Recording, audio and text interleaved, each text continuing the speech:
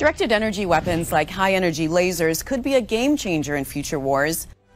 Laser weapon systems are earning their way onto the battlefield.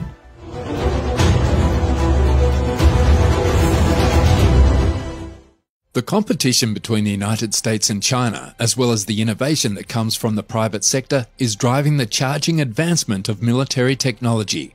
Drones, artificial intelligence, quantum computing, lasers and robotics will all become increasingly common. The Department of Defense allocated a record $130.1 billion for research and development in its fiscal year 2023 budget.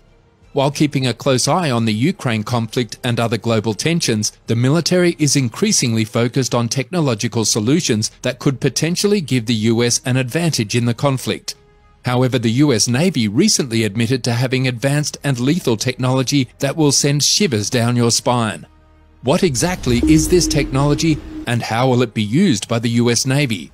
Join us in today's video as we unravel the United States Navy's most recent and complex invention. In the 1951 science fiction film The Day the Earth Stood Still, powerful ray guns are shown vaporizing rifles and even tanks. Lightsabers and massive spaceship-mounted laser cannons are just two examples of the many types of directed energy weapons depicted in the Star Wars movies. These types of weapons, known as directed energy weapons, are now becoming a reality. DE weapons can take the form of high-energy lasers, high-powered radio frequency or microwave devices, charged or neutral particle beam weapons, and other similar technologies. Lasers and microwaves are both components of the electromagnetic spectrum, which also includes light energy and radio waves.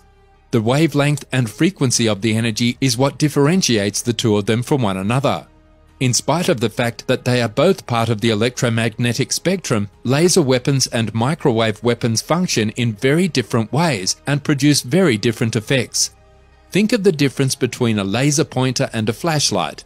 The laser light is coherent in a single color, whereas the flashlight emits broad spectrum light. Laser light, due to its coherence, can remain concentrated for very long distances, even thousands of miles into space. But with laser weapons, instead of thinking in terms of a laser pointer, the mental image should be more like a powerful long-range blowtorch. Lasers are classified as either gas, solid state, or a hybrid of the two. The lasers on the current path to weaponization include solid-state combined fiber and crystal slab, as well as hybrid lasers. Fiber lasers are lasers in which the active medium is an optical fiber doped with rare elements, most commonly erbium. Slab lasers are a type of high-power solid-state laser in which the laser crystal is in the shape of a slab. For even greater power and efficiency, hybrid lasers, such as a diode-pumped alkali laser, combine trace gas with semiconductor diode arrays.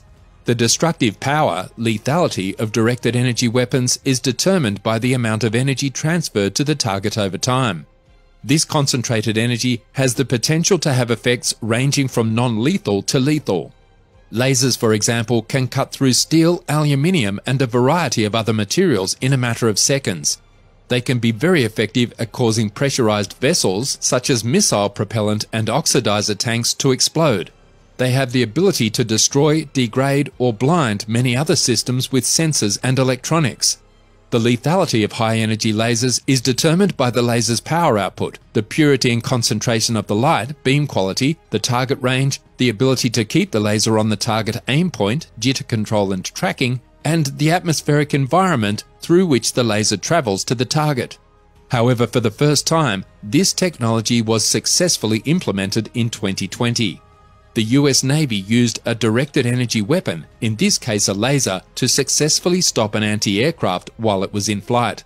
The Navy later issued a statement describing the laser as efficient and effective in defending against enemy drones or small armored boats. The Navy's Pacific Fleet, understandably, did not specify where this laser weapon system was tested, only that it took place somewhere in the Pacific on May 16, 2020. Despite the hazy descriptors, images and videos have been released showing the transport dock ship USS Portland using a high-energy class solid-state laser to take down a drone in mid-air. During another demonstration, the Laser Weapon System Demonstrator, LWSD Mark II, aboard Portland successfully engaged a static surface training target. The lone LWSD was installed on Portland in October 2019, and it was turned on for the first time in December of the same year.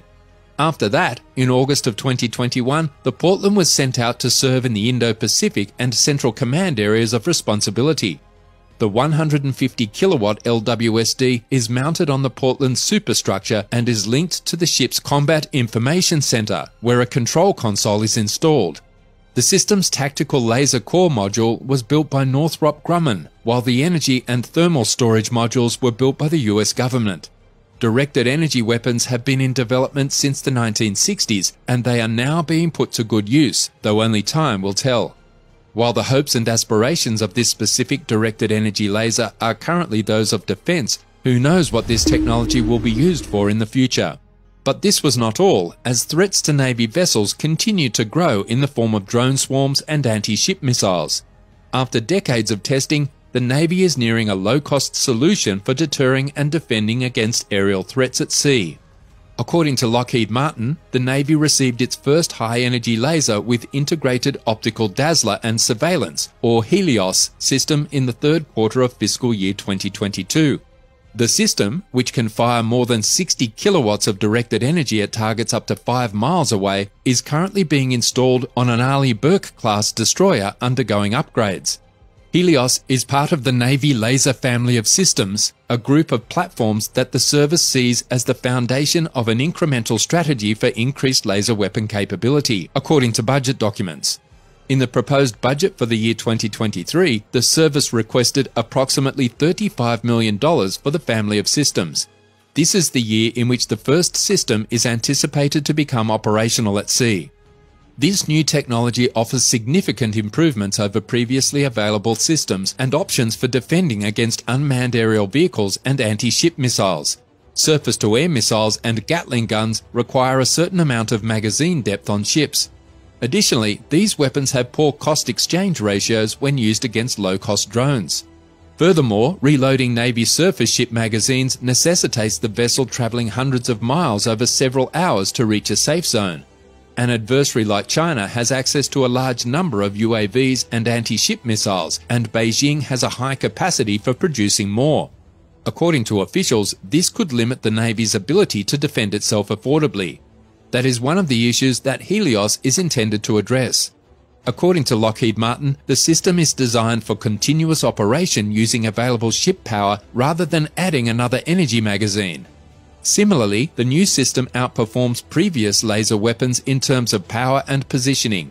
LAW's laser weapon system could only produce 30 kilowatts of power and was not intended for long-term use. The Helios installation is taking place concurrently with an ongoing Aegis modernization effort in San Diego, California, according to a Lockheed Martin spokesperson. The Aegis weapon system, or AWS, is the Navy's command and control system, which has been in use since the 1980s.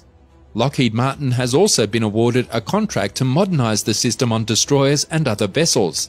Helios is being integrated into its vessel and the Aegis combat system, allowing for long-term deployment.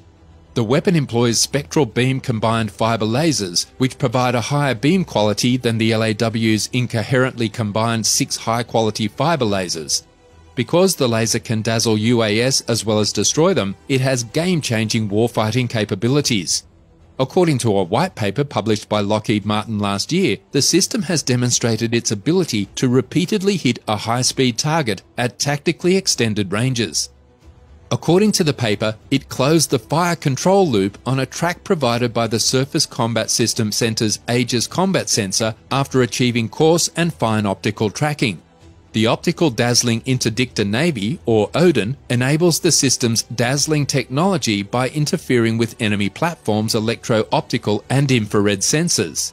Other ships have this capability, but the Helios program is the first time it has been fully integrated into a ship's command and control architecture. As the United States works on developing laser technology, its adversaries are not far behind. While neither China nor Russia have the advanced laser systems available in the United States, lasers may become more prevalent across domains in the coming years. Russia in particular has boasted about its use of an experimental laser system called Zadira during its invasion of Ukraine.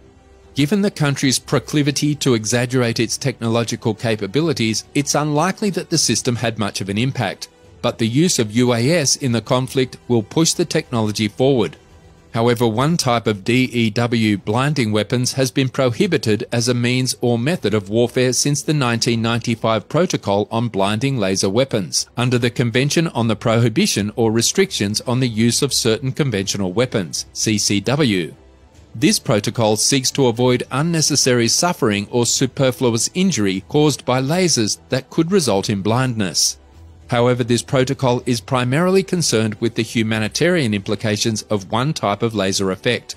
There has been no further structured debate on DEWs in general, either in terms of humanitarian law beyond blinding lasers or their impact on broader international security, despite the fact that certain radio frequency systems are already in use and laser weapons are nearing operationalization. Given the increased development and use of these various weapon systems, a multilateral examination of these systems may be timely. This could happen, for example, during domain-specific discussions like the open-ended working group on lowering space threats to better grasp what these systems represent for international security, to analyze the repercussions of their misuse and to put in place necessary measures in response to the risks these weapon systems could pose. Now let's hear your thoughts about DEWs in the comments section below.